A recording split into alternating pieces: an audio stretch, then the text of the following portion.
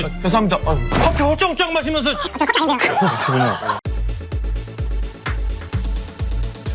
안녕하세요，歡迎收睇 Toxic Baby 嘅韓劇《韓星日報》。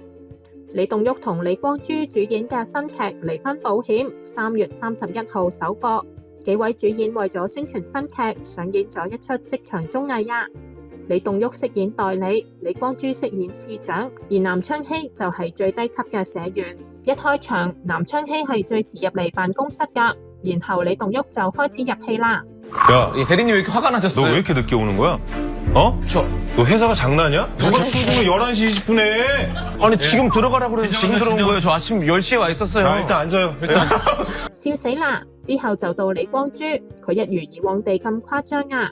佢哋每個人身上都貼咗一個貼紙，寫咗佢哋嘅職級㗎。呢個時候，南昌熙正係搣緊自己個貼紙。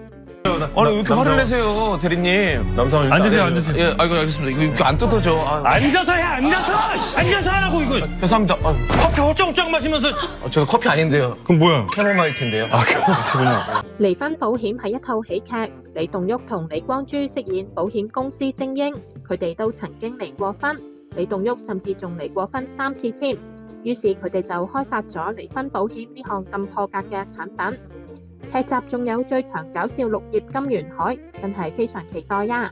睇更多關於韓劇嘅分享，記得訂閱 Toxic Baby 嘅頻道啦。另外，如果想學韓文，可以嚟報讀我哋 Crying Oppa 嘅韓文班，詳情可以去 IG 揾 Korean SSG 查詢。好啦，今次講到呢度，多謝大家嘅支持，下次再見，안녕，拜拜。